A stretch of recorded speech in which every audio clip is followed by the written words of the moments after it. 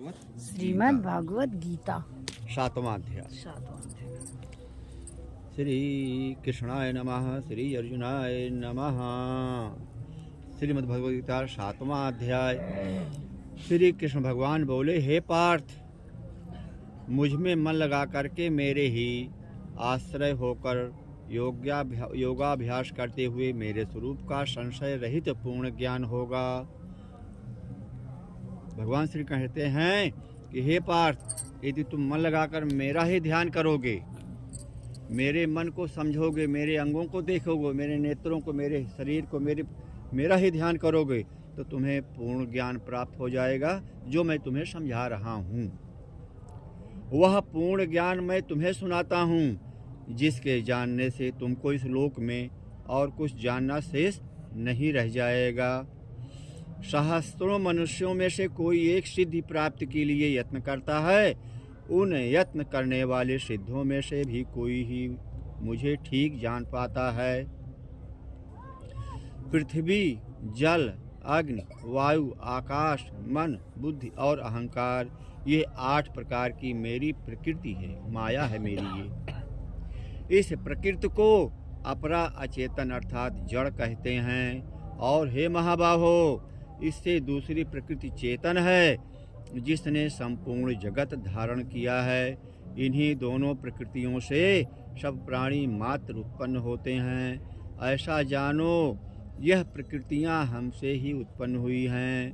इस प्रकार जगत की उत्पत्ति और प्रलय का कारण मैं ही हूँ। हे धनंजय, धागों में जिस प्रकार मणि पिरोई जाती है, उसी भांति ये संसार मुझ में ही गुथा हुआ है। मुझसे परे और कुछ भी नहीं है।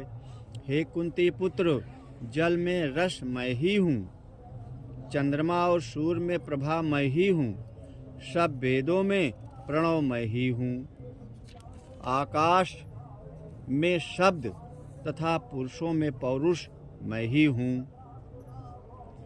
हे अर्जुन, पृथ्वी में जो सुगंध है तथा अग्नि में जो तेज है, वो मैं ही हूँ। हे पार्थ, संपूर्ण प्राणियों में सनातन बीज रूप मुझको ही जानना। बुद्धिमानों में बुद्धि रूप और तेजस्वियों में तेज मैं ही हूँ। हे अर्जुन, काम और रोग रहित बलवान पुरुषों में बल और पुरुषों में धर्म के विरुद्ध न जानने वाला कर्म मैं ही हूँ। जितने सात्विक, राजस, तामस पदार्थ हैं, वे सब मुझसे ही उत्पन्न हुए हैं, परंतु उनमें मैं नहीं रहता हूँ। ये सब मुझ में हैं। सत्य, रज, तम, ये तीनों गुणों के प्रभाव से ये सारा संसार मोहित रहता है।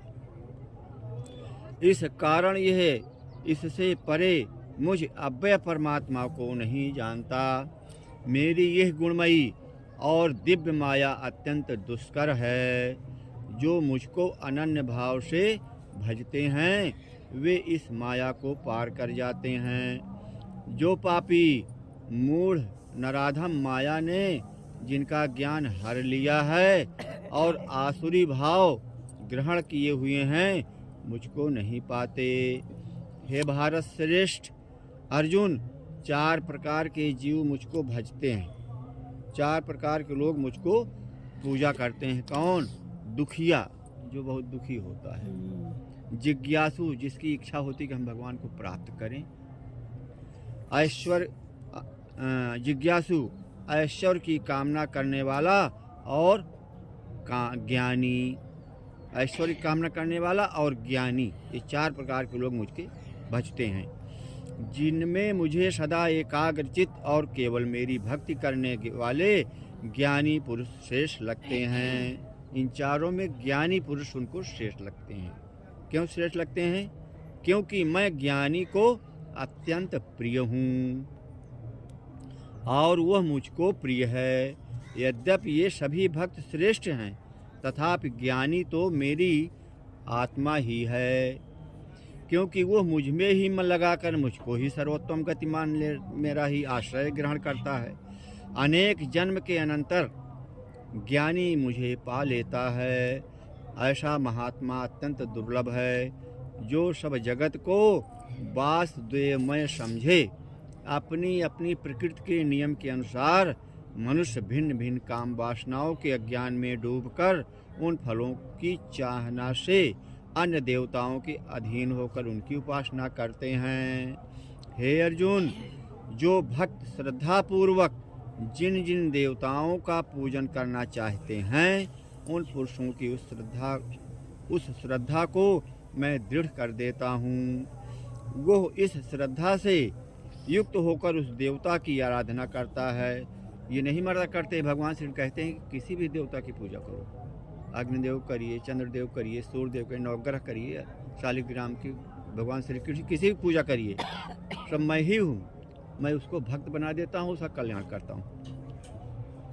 फिर उसको मेरे ही रचे हुए कर्म फल प्राप्त होते हैं, परंतु उन अल्प बुद्धि वालों का फल नाशवान है। देवताओं के आराधना करने वाले देवताओं को मिलते हैं और भक्तजन मुझ में ही मिल जाते हैं।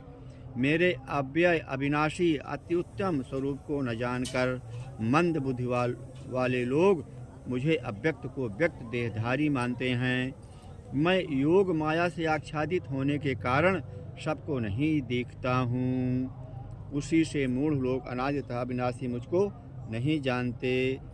हे अर्जुन, मैं भूत भविष्य और वर्तमान के सब प्राणियों को जानता हूँ, पर मुझे कोई भी नहीं जानता। हे भारत, हे परंतप, इच्छा और द्वेष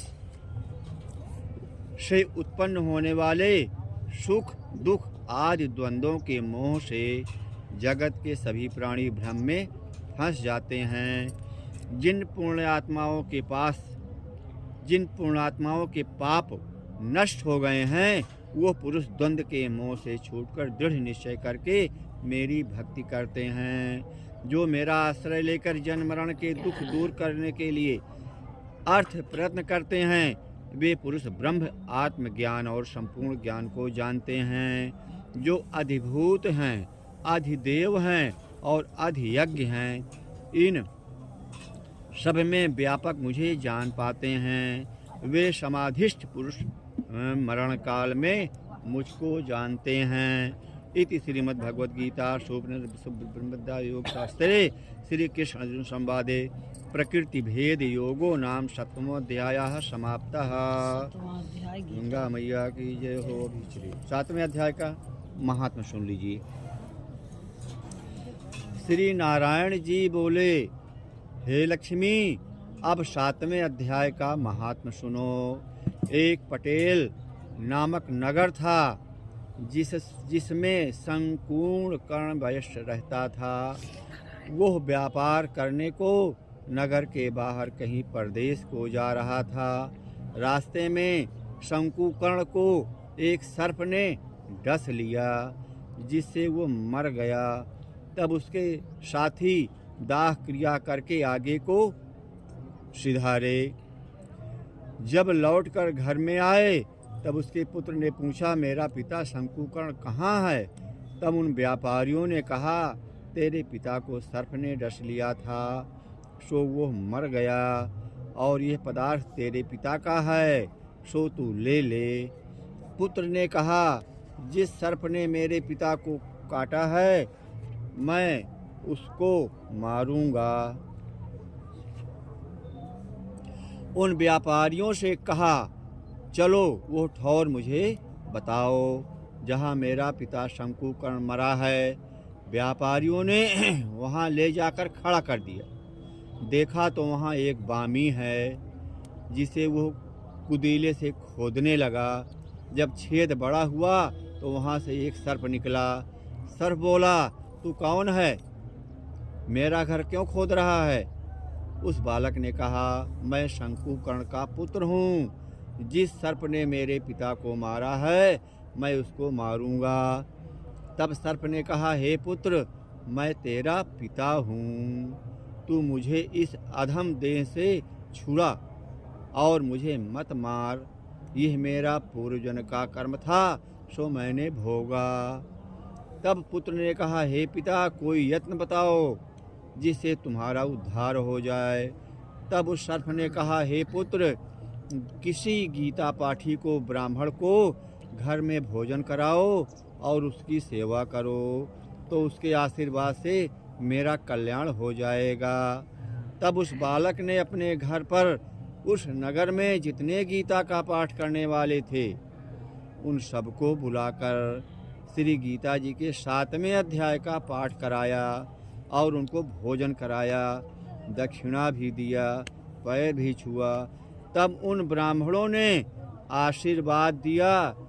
तब तत्काल वो अधम देह से छूटकर देव देही पाकर विमान पर चढ़कर आकाश को मार्ग से जाता हुआ प्रयागराज आकर के स्नान करके घर पहुंच गए। अपने पुत्र को धन दान करता हुआ वो वैकुंठ धाम को प्राप्त हो गया। श्रीमद् भगवद गीता का ये 7वां अध्याय अर्थ सहित गीता श्रीमद् भागवत गीता का।